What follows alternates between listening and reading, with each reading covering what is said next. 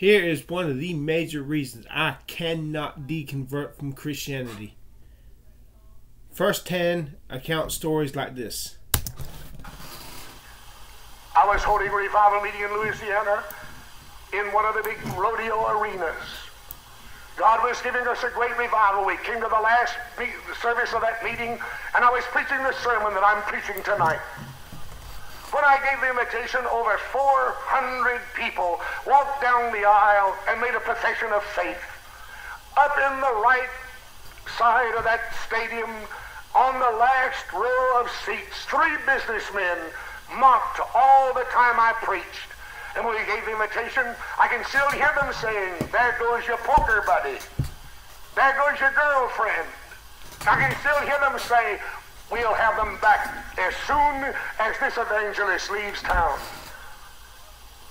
They cursed the meeting. They mocked at the work of the Holy Spirit. When I had finished giving the invitation, I said, "I don't know who you 3 gentlemen are. But I said, I want to tell you and give you a message from God. All 3 of you have stepped over God's deadline, and God signed your death warrant." They laughed me to scorn. That was about 10:30 Sunday evening. At 6 o'clock the next morning, one of those businessmen put the key in the door of his business to unlock the door and dropped dead in the street. About 11 o'clock that day, the second businessman started to cross the street to a restaurant to have lunch and fell dead in the middle of the street. At 5 o'clock that afternoon, the third one was sitting with his secretary in his office, and he said, "My 2 buddies are in hell, and you see that sun pointing up the window." He said, "Before it goes down tonight, I'll join them in hell," and pitched out of that seat. Dead and in hell. If Jesus is not real, because these 3 businessmen definitely did not believe Jesus the night before when they were mocking the revival, how did he have how do you account for the inner knowledge he had that he was going to die? And then right after that, right after he said he was going to die before that sunset, how did he die? What is his inner knowledge? And then he died. Kind of like the man that's about to board a flight. And he has an inner compulsion. Don't get on this plane. Don't get on this plane. This inner compulsion drags him from going onto the plane. And the plane takes off, and 30 minutes later crashes. It's the same thing. But how come this only happens in Christianity? How come there is nowhere you will never... I will give you $1,000 if you can find a story in Hinduism, Mormonism, Islam, where someone was asked to convert to their faith, and they refused to convert to their faith, and they mocked it and died within a reasonable amount of time. There's another version to the story. Hold on. So help me God, I curse God if I do not get my hair back and become a good-looking guy. I kind of want to die if I cannot be a good-looking guy. Them hot chicks. Let's find his telling the story in another place. Never would you make me believe it. I was conducting a revival, a associational-wide revival sponsored by the 27 Baptist churches in that parish in Louisiana. You know, in Louisiana they do not have counties like we have in North Carolina. They have parishes. And this was a parish-wide revival. And we had come to the last night of the meeting, and I was preaching this sermon, and the meeting was being held in the rodeo arena. And as I preached, on the last tier of seats, over to my right, on the last row top seats, were 3 men that I'd never seen before. And they had laughed and made fun. Now, preacher, it has never bothered me when a little baby starts crying, the mother gets up and walks out, that don't bother me. But under God, I cannot preach if I see two young people laughing. I cannot preach if I see anybody mocking. It just somehow or another takes it away from me. 3 times. I stopped. And I said the last time, if you men don't want to hear me preach, a lot of these people have come from miles to be here tonight, and they do, would you just get up and walk out of the arena? One of them said, if you think you're man enough to come up here and put us out, you just come up here.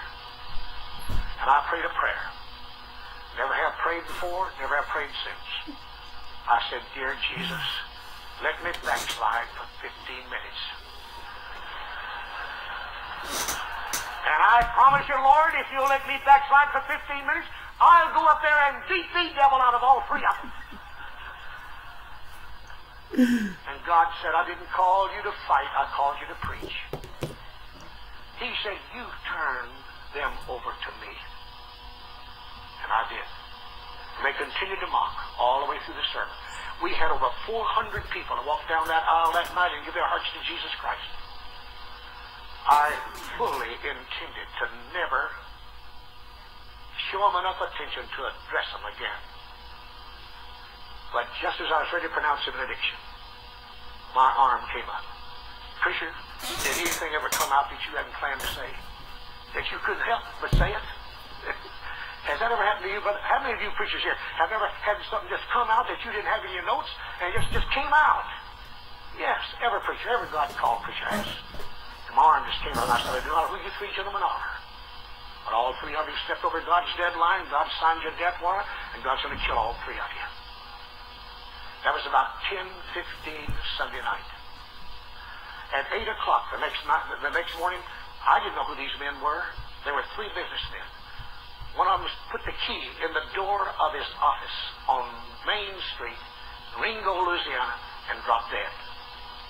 At 11:30, the second man started across the street to a little restaurant to have his lunch from his office, and a lady was driving up the street and almost ran over him. She said he just walking along normal, he had flat on his face, and died right there in the street. At 5:30 that afternoon, the third man was sitting in his office, and he said to his secretary, my 2 friends are in hell, and before the sun goes down, I'll join them. And pitched out at their feet a corpse. That Jesus has got to be real, but what's got the cognitive dissonance flaming up in me, if there's no Moses, if there's no Adam and Eve, why don't I have a good reason to doubt whether Jesus is real? Because you remember, he saw Moses and Elijah on the Mount of Transfiguration. Who were they if there was no Moses? But yet, listen to these stories. You will find in no other religion has this happened. The people who rejected becoming converted in Hinduism, converting to Hinduism, Islam, Mormonism, or even Christianity. Christianity seems to address the need of men to fix a problem that is not an imaginary problem. Everybody knows that. We all know mankind seems to be afflicted with the disease of wanting to do bad things and not always wanting to do good things. Mankind seems to have a disease that we're all going to die. When all of us, none of us want to die. And Christianity addresses these concerns almost perfectly. Perfectly. I say with the exception of people going to hell forever and ever and ever, not being able to be saved once they go to hell. That's the only flaw I see in Jesus and Christianity. Otherwise, Christianity meets every deepest need of mankind. And could it be that when people reject this, what they see that is this ultimate cure, a depression settles on them that puts them in a state of mind that can kill them? Remember, there are documented cases of people being killed by voodoo beliefs, voodoo deaths. Google it, and Matt Dillahunty, and enlarge your brain and enlarge your knowledge, which is sorely lacking in the areas of expertise outside atheism and science. Freddie Gage, the evangelist Freddie Gage, wrote a book called All My Friends Are Dead. People who begged to be saved. Many people who begged to get saved. All of them refused, all of them died. One of them was dying. He was screaming, "Somebody kill me, somebody kill me. No, no, please don't let me die. Please don't let me die. Please don't let me die. I'm on fire. Somebody kill me." He wanted to die, but he didn't want to die. It was as if he was transmigrating from this world into the spirit world, and he wanted to die in the spirit world because he was in hell, but he did not want to die in this world, because if he died in this world, he fully entered the spirit world where he was burning and on fire. You and I will give you $1,000 if you can find any other religion where this happened to a person. In Hinduism, Islam, Mormonism, yes. It's 5 o'clock. Okay. It's actually 4:52. Not by that clock out here. Oh, So give me a what's the second. difference between 8 minutes? You just Oh, don't okay. stay here. No, I'm coming. I'm getting ready. Right. Give me 3 minutes. But if there's no... I want to check air your tires before you go. Oh, yes, sir. But if there is no Moses, could it be possible that Jesus is real, but the stories of Moses and the Old Testament were allegories until the ultimate truth came down to earth in the person of Jesus Christ? But if Jesus is not real, you cannot just blow these stories off. January the 1st, I came on. Jimmy Snow said, "Chris, be encouraged. These stories never happened." His first, "Hey, Jimmy Snow, what?" And Matt Dillahunty, "What the hell do you think about if I say you were never saved, Matt Dillahunty, because you been truly saved, you would never have deconverted, no Scotsman fallacy." And yet, you're doing the same fucking double standard, trying to blow these stories off. Because these stories are true. This is the first-hand fucking account. So what if Jesus is not real? Explain to me scientifically what the fuck is happening. Until you can do that, I for one am content to believe Jesus is real. God killed these men, and they're burning in hell.